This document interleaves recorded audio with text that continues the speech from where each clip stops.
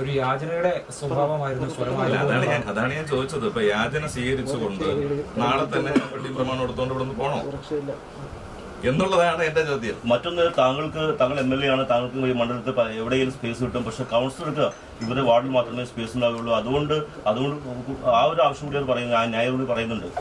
അല്ല, ഞാൻ ചോദിക്കട്ടെ, ഇപ്പോൾ ഞാൻ അതാണ് നിങ്ങളോട് സൂചിപ്പിച്ചത്. കഴിഞ്ഞ 10 വർഷവും കൗൺസിലർമാർക്കില്ലാത്ത പ്രയാസം ഇപ്പോൾ എങ്ങനെ വരുന്നു? അവിടെ കൗൺസിലർ ഓഫീസും ഇവിടെ MLA ഓഫീസും പ്രവർത്തിക്കുന്നത് കൊണ്ട് വിവിധ രാഷ്ട്രീയ കക്ഷികളുടെ ആളുകൾ ഇരുന്നിട്ട് പോലും ഒരു പ്രയാസവും ഇതുവരെ ഉണ്ടായിട്ടില്ല. അപ്പൊ അങ്ങനെ ഒരു ചോദ്യത്തിന് തന്നെ സാങ്കത്യമില്ല. ഇനി കാലാവധി കഴിഞ്ഞിട്ട് നമുക്ക് ആലോചിക്കാം. അപ്പൊ നമ്മളെ സംബന്ധിച്ച് നഗരത്തിന്റെ ഈ വട്ടിയൂർക്കാവ് നിയമസഭാ നിയോജക മണ്ഡലത്തിന്റെ ഒരു പ്രധാന കേന്ദ്രമാണിത്. ആ പ്രധാന കേന്ദ്രത്തിൽ ഓഫീസ് എടുക്കണം എന്നുള്ളത് കൊണ്ടാണ് ശാസ്ത്രമംഗലം എടുത്തത്. കാരണം നമ്മുടെ 26 വാർഡുകളിലെയും ആളുകൾക്ക് വരാനുള്ള ഗതാഗത സൗകര്യം, വാഹനങ്ങൾ പാർക്ക് ചെയ്യാനുള്ള സൗകര്യം, ഇതെല്ലാം നോക്കിയിട്ടാണല്ലോ ഓഫീസ് എടുക്കേണ്ടത്. അതേപോലെയാണ് ഒരു കോർപ്പറേഷൻ കൗൺസിലർക്കുള്ള കാര്യങ്ങൾ വരുന്നത്.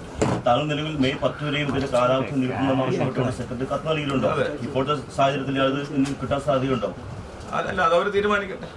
അത് അങ്ങനെ കൊടുക്കേണ്ടതില്ല എന്നാണ് അവർ നഗരസഭ തീരുമാനിക്കുന്നതെങ്കിൽ തീർച്ചയായിട്ടും അത് ആ സമയത്ത് നമുക്ക് നിയമപരമായിട്ടും ഒക്കെ നോക്കാം. നിലവിൽ എപ്പം വരെയാണ് കാലാവധി ഉള്ളത്? നിലവിൽ മാർച്ച് മാസം 31 വരെ കാലാവധി. അതായത് ഫിനാൻഷ്യൽ ഇയറിലാണ് അതിന്റെ നീട്ടി തന്നിട്ടുള്ളത്. അത് ആ സമയത്ത് വരെയുണ്ട്.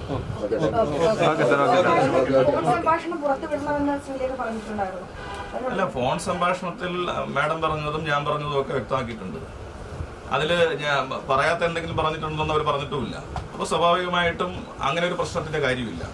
നേരത്തെ പറഞ്ഞല്ലോ, യാതനാസ്വരത്തിലെങ്കിലും ഓഫീസ് ഒഴിയണമെന്ന് ശ്രീലേഖ മാഡം എന്നോട് ആവശ്യപ്പെട്ടു. പറ്റില്ല എന്ന് ഞാനും പറഞ്ഞു. അത് വളരെ ക്ലിയർ ആണ്. ഇപ്പോഴും ഞാൻ അത് തന്നെയാണ് പറയുന്നത്. കോർപ്പറേഷന്റെ നോട്ടീസ് കിട്ടിയാലും ഞാൻ പറയുന്നത് മാർച്ച് മാസം 31 വരെ ഞങ്ങൾ ഒഴിയാൻ തീരുമാനിച്ചിട്ടില്ല. അത് കഴിഞ്ഞ് കോർപ്പറേഷൻ കൗൺസിൽ പുതുക്കേണ്ടതില്ല എന്ന് തീരുമാനിച്ചത് അപ്പൊ നേരിടാം. ഈ മേയറായിരുന്നെങ്കിൽ അങ്ങനെ ഒരു ഓഫീസ് ഉപയോഗിക്കാമായിരുന്നു എന്നുള്ളൊരു വാചകം പറഞ്ഞിട്ടേ ഇല്ല. അതുകൊണ്ടാണ് ഈ ശബ്ദരേഖ പുറത്തുവിടണമെന്ന് അവർ ആവശ്യപ്പെടുന്നത്. അല്ല, അത് അപ്പോഴും നമുക്ക് വ്യക്തമായിട്ട് നോക്കാം.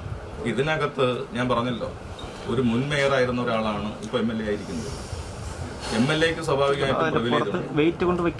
അപ്പൊ ആ ഒരു കൗൺസിലർ വിളിച്ച് അങ്ങനെ പറയേണ്ട കാര്യമില്ലല്ലോ. കൗൺസിലർക്ക് അങ്ങനെ ഒരു താല്പര്യം ഉണ്ടെങ്കിൽ അത് കോർപ്പറേഷൻ മേയർ വഴി സെക്രട്ടറി അറിയിച്ച് ഒഴിയണമെന്നുള്ള നോട്ടീസ് തന്നാൽ മതി. എങ്കിൽ അപ്പോഴല്ലേ ഈ വിഷയം ചർച്ച ചെയ്യേണ്ട കാര്യമുള്ളൂ. അപ്പൊ നേരെ ഫോണിൽ വിളിച്ച് ആവശ്യപ്പെടുന്നു എന്നുള്ളതാണ് ഇവിടുത്തെ പ്രശ്നം.